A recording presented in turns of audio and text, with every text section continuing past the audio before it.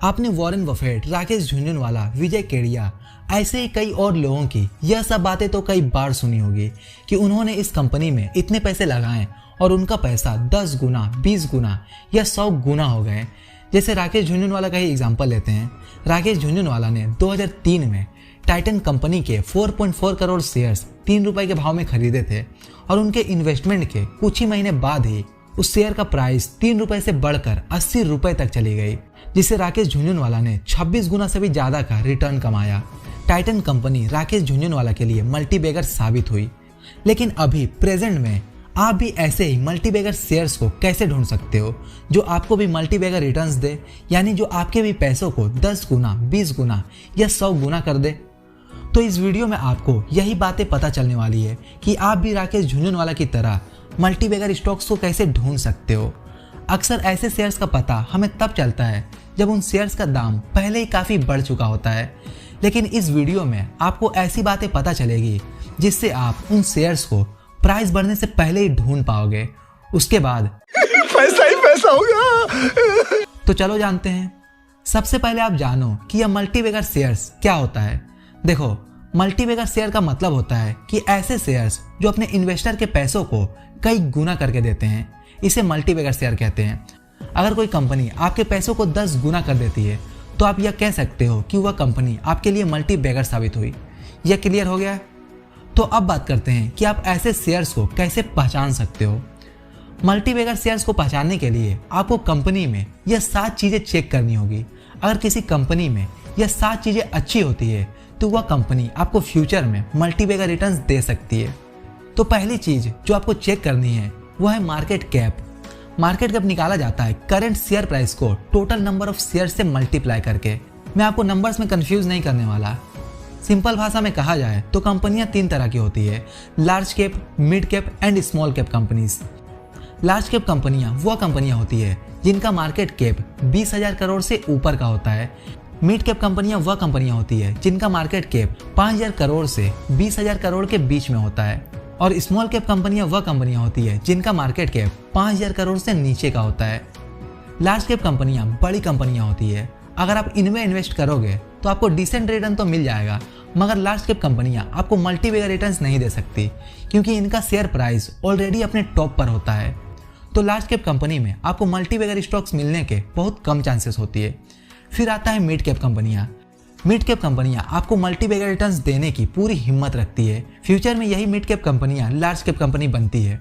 इनमें large cap से थोड़ा ज़्यादा रिस्क होता है, लेकिन इनमें मल्टीबैगर रिटर्न्स देने की पूरी ताकत होती है। फिर आता है स्मॉल कैप कंपनी। यही वह कंपनियां हैं जिनमें मल्टीबैगर रिटर्न्स मिलने के सबसे ज़्यादा चांसेस होती है। यही कंपनियां फ्यूचर में mid cap and large cap बनती है, लेकिन इनमें रिस्क भी सबसे ज़्यादा होता है। देखो, जिसमें ज़्यादा रिवॉर्ड होगा उसमें रिस्क भी उतना ही होगा। तो आप इनमें इन्वेस्ट करने से पहले अपना रिस्क एपेटाइट देख लेना कि आप कितना रिस्क ले सकते हो।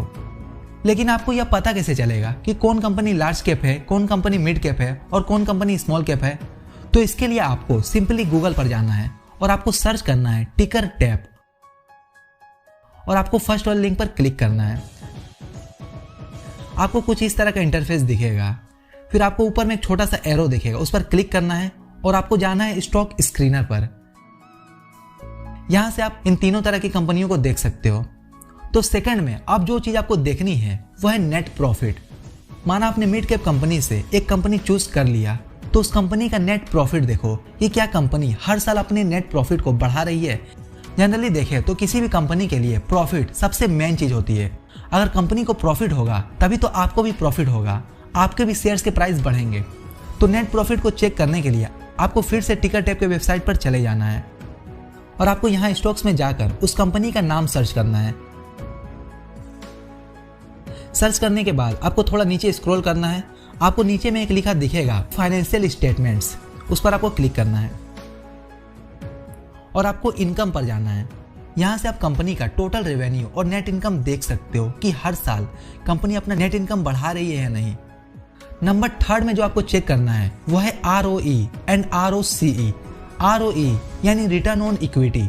इसका मतलब होता है कि कंपनी अपने शेयर होल्डर्स के पैसों पर कितना प्रॉफिट बना रही है। किसी भी कंपनी का ROE 20% से प्लस होना ही चाहिए। आप देखो 20% से अगर ज़्यादा का ROE है तो वह कंपनी अच्छी है। और ROCE यानी रिटर्न ऑन कैपिटल एम्प्लॉय, यह हमें यह बताता है कि कंपनी अपने बिजनेस में लगाए हुए सभी पैसों पर कितना रिटर्न दे रही है। 22% से ज़्यादा का ROCE को अच्छा माना जाता है। तो ROE और ROCE को चेक करने के लिए आपको गूगल पर जाना है और सर्च करना है स्क्रीनर। गूगल पर आपको सब मिल जाएगा। फिर यहाँ पर आपको उस कंपनी का नाम सर्च कर लेना है। फिर नीचे थोड़ा स्क्रॉल करना है, यहाँ पर आपको ROE और ROCE दिख जाएगी। नंबर 4 में आपको चेक करना है कंपनी का एसेट्स एंड लाइबिलिटीज। एसेट्स का मतलब होता है कि जो चीज़ कंपनी को पैसे ला कर दे, जैसे कई मशीन्स, इक्विपमेंट्स। और लाइबिलिटीज इसका मतलब होता है उधार, यानी कंपनी को कितने रुपए देने हैं। तो जो कंपनी का एसेट्स है वो लाइबिलिटीज से डबल होना चाहिए। अगर आपको कोई ऐसी कंपनी दिखती है जिसका एसेट्स लाइबिलिटीज से लगभग डबल हो तो कॉन्ग्रेचुलेशंस। तो एसेट्स एंड लाइबिलिटीज को चेक करने के लिए आपको फिर से टिकरटेप के वेबसाइट पर चले जाना है और यहाँ पर उस कंपनी का नाम सर्च कर लेना है। फिर नीचे स्क्रॉल करना है, आपको फिर से सी फाइनेंशियल स्टेटमेंट्स पर जाना है। इस बार आपको जाना है बैलेंस शीट पर। यहाँ से आप एसेट्स एंड लाइबिलिटीज को देख सकते हो। देखो, कंपनी का एसेट्स हर साल बढ़ना ही चाहिए और लाइबिलिटीज हर साल कम होनी चाहिए। जो कंपनी अपने एसेट्स को ईयर बाय ईयर बढ़ा रही है तो यह एक स्ट्रॉन्ग कंपनी की निशानी है। नेक्स्ट नंबर 5 में आपको चेक करनी है PE रेशियो। अब ये क्या होता है? PE रेशियो का मतलब होता है price to earning ratio. PE ratio को अगर सिंपल भाषा में समझा जाए तो आपको 1 रुपए कमाने के लिए कितने रुपए देना होगा, इससे यह पता चलता है।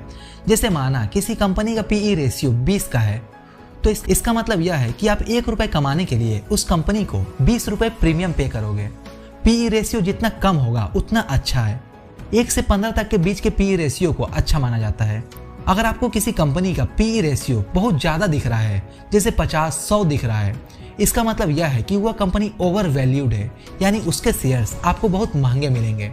ऐसी कंपनियों से आपको देखते ही दूरी बना लेना है। अगर किसी कंपनी को आप बहुत महंगे में खरीदोगे तो आपको उतना ज़्यादा प्रॉफिट नहीं होगा। और मल्टीबैगर रिटर्न्स का तो छोड़ ही दो, आप ऐसे शेयर्स ढूंढो जो सस्ते मिल रहे हो। आप एक बात बताओ, आप जब मार्केट कुछ खरीदने जाते हो तो सामान आपको सस्ता मिले तब अच्छा रहेगा या महंगा मिले तब अच्छा रहेगा? ऑब्वियसली सस्ता मिले तब अच्छा रहेगा। बस उसी तरह शेयर भी बाय करने से पहले आप देखो कि वह शेयर सस्ते में मिल रही है या महंगे में, उसके बाद खरीदो। PE रेशियो को चेक करने के लिए आपको फिर से टिकरटेप पर चले जाना है और उस कंपनी का नाम सर्च करना है और हल्का नीचे स्क्रॉल करना है। यहाँ से आप बहुत आसानी से देख सकते हो।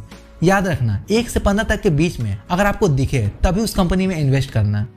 नंबर 6, नेक्स्ट जो चीज़ आपको देखनी है वो है प्रमोटर होल्डिंग्स। इसका मतलब यह है कि जो कंपनी का मालिक है उसके पास कितना % शेयर है। प्रमोटर का मतलब होता है मालिक, प्रमोटर के पास कितना % होल्डिंग है। प्रमोटर होल्डिंग्स 45% से एबव होना ही चाहिए। अगर 45% से कम है तो आपको ऐसी कंपनी में पैसे नहीं लगाना है, क्योंकि जो कंपनी का प्रमोटर है, जो कंपनी का मालिक है, उसको खुद अपने कंपनी पर भरोसा नहीं है, तो आप भला उसमें पैसे क्यों लगाओ। जिनको अपने कंपनी पर भरोसा होता है वो अपने शेयर्स को होल्ड करके रखते हैं। उनको अपने कंपनी पर पूरा विश्वास होता है कि यह फ्यूचर में ग्रो होगी ही। इसे भी चेक करने के लिए आपको फिर से टिकरटेप पर आ जाना है। आप बोल रहे होंगे कि मैं आपको बार बार टिकरटेप पर ही क्यों ले जा रहा हूँ। मैं पर्सनली इसे स्टॉक एनालिसिस के लिए यूज़ करता हूँ और यह अच्छा भी है। आप भी चाहो तो टिकरटेप को यूज़ कर सकते हो। तो आप उस कंपनी का नाम सर्च कर लेना और नीचे स्क्रॉल करना है। नीचे में आपको दिखेगा रिटेल्ड होल्डिंग्स, उस पर आपको क्लिक करना है और हल्का सा नीचे स्क्रॉल करना है। यहाँ से आप देख सकते हो प्रमोटर होल्डिंग्स। अब आखिरी में जो चीज़ आपको देखनी है वो है ग्रोथ अपॉर्चुनिटीज। सिर्फ फंडामेंटल देखने से नहीं होगा, आप उस कंपनी का फ्यूचर देखो। क्या उस कंपनी का फ्यूचर ब्राइट है, मतलब फ्यूचर में भी उस चीज़ का डिमांड रहने वाली है या नहीं। जैसे अगर प्लास्टिक बनाने वाली कंपनीज की बात करें तो इन कंपनियों का फ्यूचर ब्राइट नहीं है। ऐसी कंपनियां कभी भी बंद हो सकती है।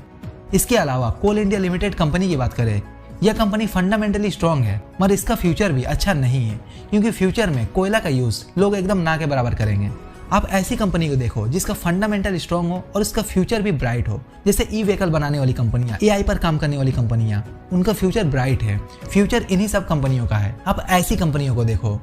तो आज आपने जो जो चीजें जाना, अगर ऐसी कंपनी आप ढूंढ लेते हो तो वह कंपनी आपके लिए मल्टी बैगर साबित हो सकती है। तो जरा से भी इस वीडियो से आपको कुछ सीखने को मिला तो इस वीडियो को लाइक जरूर करना और इस वीडियो को शेयर जरूर करना। और अगर आपने ग्रोथ वेग चैनल को सब्सक्राइब कर लिया है तो थैंक यू सो मच, लेकिन अभी तक आपने चैनल को सब्सक्राइब नहीं किया है तो जल्दी से सब्सक्राइब कर लो और पास वाले बेल आइकन को दबाकर ऑल पर सिलेक्ट जरूर से जरूर कर लेना। वीडियो देखने के लिए आपका दिल की गहराइयों से बहुत बहुत धन्यवाद। अगर जिंदगी में चाहिए ग्रोथ तो ग्रोथ वेग पर आओ हर रोज।